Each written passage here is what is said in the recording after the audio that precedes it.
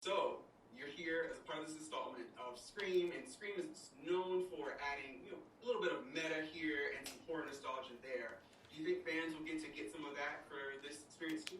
Absolutely. I feel like there's references to every major line horror franchise Yep. in this one singular movie. So if you've seen a movie that's could be described as spooky in the past decade, we'll probably touch on it in this movie. Then we'll also throw in our own thing. That's right. That's right. We take on and we elevate it and we try and work on it. We elevate it. I hope so. Yeah. I mean, they'll have to let me know. I think our fans at GOC will have to let you know. And I think one thing that they're also going to be a fan of is how diverse the cast is. And so with you both being a part of that, and making such a positive mark on the franchise, how does that feel to be a part of that legacy? Starting with you, Jasmine. It's quite an honor. It's an incredible honor. And it also feels like, yeah, it's about time for any film, for any franchise to be diversifying, and any and every franchise will hopefully continue to become more and more diverse in many a way. But I'm very grateful to be a part of it, not only being a woman of color on screen, but also being a queer woman of color on screen, personally, and playing a queer woman of color who is not defined by her sexuality or her race or her gender.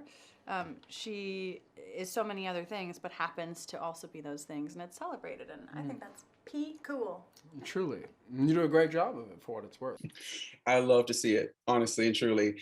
And now, one thing, you filmed a horror movie, so obviously the audience is going to see tons of scares. Were there any actual scares behind the scenes? Starting with you, Mason.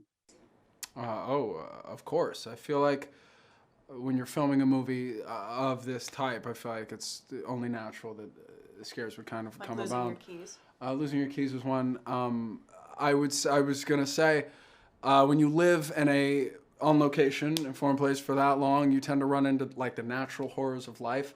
I was locked out of my apartment more times than I could count. I lost my keys and had no way of getting in.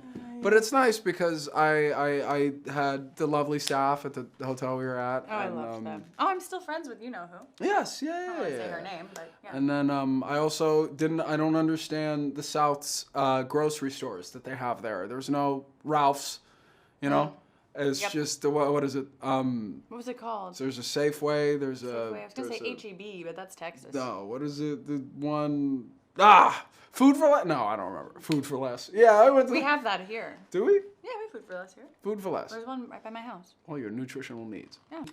Well, hopefully you'll figure out what that might have been. But I'm excited that fans are going to figure out, who did it, who's the killer behind the scenes in this, and also to experience all the things that you bring to the film. I got to see it. Love seeing both of you in there, and it's just going to be an exciting time for everyone. So thank you so much for the time, and I'm excited to see what comes next within the Scream franchise. Oh, thank you. Have a good Thank day. you. Have a good day. Thanks. You too.